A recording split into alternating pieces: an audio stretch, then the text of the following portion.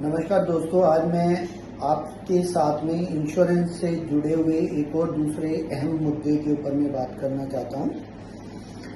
जो health care insurance policies हैं उनके अंदर में बहुत सारी ऐसी पॉलिसीज हैं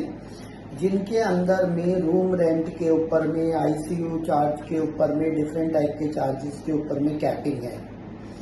और इस तरीके की पॉलिसी जो सबसे ज़्यादा बेची जा रही हैं और वह सरकारी इंश्योरेंस कंपनीज की हैं, पब्लिक सेक्टर इंश्योरेंस कंपनीज की हैं, जिन्होंने अपना एक ग्रुप भी बना रखा है जिसको IRDA ने मानने से इनकार कर रखा है, और जो कि सही मायने में अवैध है। लेकिन इन इंश्योरेंस कंपनीज ने रूम रेंट्स के ऊपर में 1% की कैपिंग रख रखी है,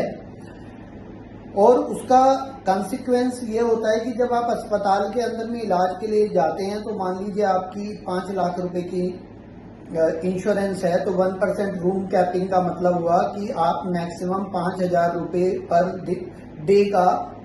दिन का आप कमरा ले सकते हैं। और आज की तारीख के अंदर में अधिकतर अस्पतालों के अंदर में, खास तौर पे मेट्रोज के अंदर में, आपको कोई भी सिंगल रूम 5,000 रुपये पर दिन पे नहीं मिलेगा। इसके अंदर में दूसरा कैच ये है कि यदि मान लो आपने 10,000 रुपये वाला कमरा ले लिया, तो आपके जो बिल के अंदर में जो भी चार्जेस आएंगे उसके आपको प्रोपोर्शनेट चार्जेस, जो आपने हायर कैटेगरी लिया, मीन्स आपने 100% मोर का रूम लिया है, तो लगभग आपको 5,000 की आपकी जो परमिशन बनती है एज पर, यदि आपकी इंश्योरेंस 5 लाख की है और आपने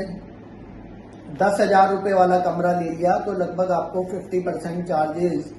जो बिल के बनेंगे, जो भी पेबल हैं इंश्योरेंस कंपनी के द्वारा,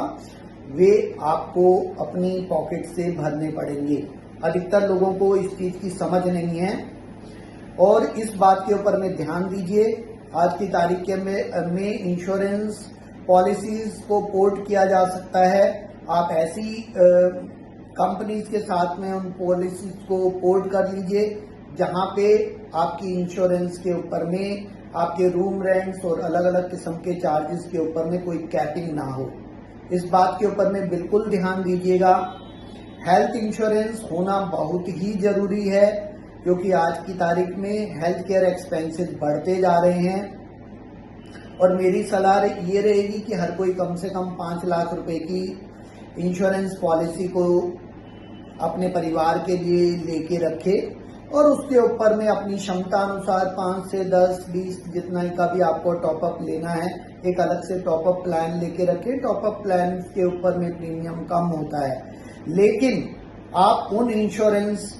पॉलिसी से बाहर निकल जाइए, उन कंपनीज को छोड़ दीजिए जो कंपनीज रूम रेंट के ऊपर में 1% की कैपिंग लगा के बैठी हुई हैं। ये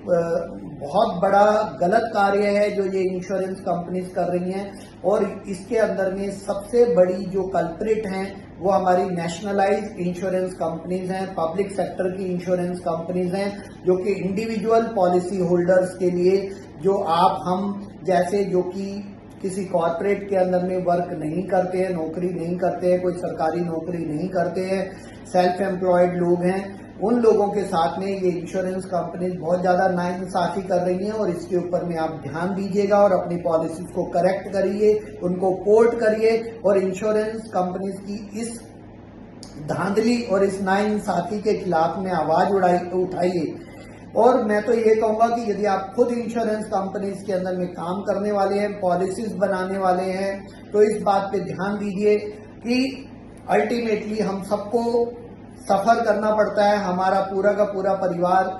इंश्योरेंस कंपनी में काम नहीं कर रहा है, हम पॉलिसी निर्माता नहीं हैं। अल्टीमेटली हमारे दोस्त, हमारी फैमिली, हमारा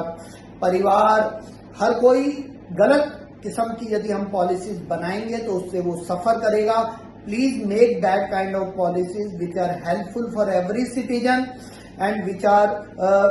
not discriminatory. इस तरीके की पॉलिसीज कि आप 1 लाख रुपए की पॉलिसी किसी को बेच रहे हो, उस बेचारे के साथ में आप धोखा कर रहे हो, क्योंकि 1,000 रुपए के अंदर में उसका 1 लाख रुपए का मतलब हुआ कि 1,000 रुपए का रूम रेंट। 1,000 रुपए के रूम रेंट में उसे कोई कमरा अस्पताल में नहीं मिलने वाला और फिर आप उसकी जेब काटेंगे, है ना। यह बहुत ही गलत चीज है, कृपया इसके ऊपर में ध्यान दें। और मैं सभी से कहता हूं, यदि आप अपनी पॉलिसीज की टर्म्स को देखिए, यदि आपकी पॉलिसीज के अंदर में इस तरीके का क्लॉज है, यदि रूम रेंट के ऊपर में कैपिंग है या किसी भी प्रकार की कैपिंग है, तो उस इंश्योरेंस कंपनी से अपने आप को पोर्ट कर लीजिए, दूसरी कंपनी में अपने आप को शिफ्ट कर लीजिए। यही तरीका है कि हम इसके जो ये गलत कार्य चल रहा है इसके अगेंस्ट में हम अपना नाराजगी जाहिर कर सके। धन्यवाद। और इसको आप बहुत से वीडियो शेयर करते होंगे, मुझे नहीं पता आपको इस बात की अहमता कितनी समझ में आई है, लेकिन यदि समझ में आई है तो इस विचार को, इस वीडियो को, इस संदेश को आप ज्यादा से ज्यादा लोगों तक पहुंचाइए, क्योंकि जब वो ज्यादा से ज्यादा लोगों तक पहुंचेगा तभी वो एक सामाजिक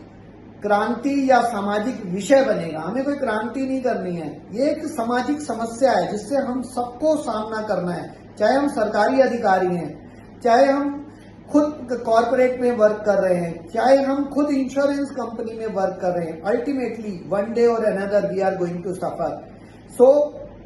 इट इज वेरी इंपॉर्टेंट कि हम आज ही जो गलत चीज है उसको सही करने के लिए कदम उठाएं, जो गलत चीज है उसको सही करने के लिए हम कोशिश करें। और मेरा यही प्रयास है, इसीलिए मैं आप सब लोगों से अपना विचार शेयर कर रहा हूं और इस विचार को ज्यादा से ज्यादा लोगों तक पहुंचाएं और इंश्योरेंस कंपनीज के अगेंस्ट में कंप्लेंट भी करें, है ना। गवर्नमेंट के पोर्टल्स हैं, IRDA, उनको लिखें,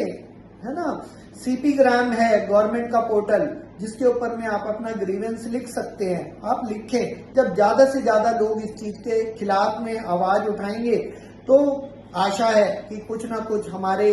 जो नीति निर्धाता हैं उनका ध्यान इस तरफ आकर्षित होगा, क्योंकि हो सकता है कि अभी तक उनका ध्यान ही ना गया हो, क्योंकि हमारे अधिकतर जो नीति निर्धाता हैं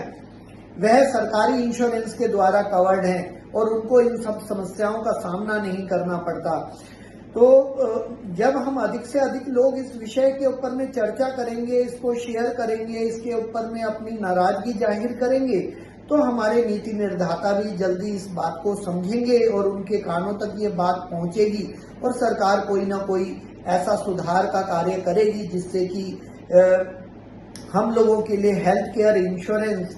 एक दुखदायी चीज ना बने और वो हमारी समस्या का एक्चुअली में समाधान कर सके और वो हमारे लिए यूजफुल हो सके। धन्यवाद। नमस्कार।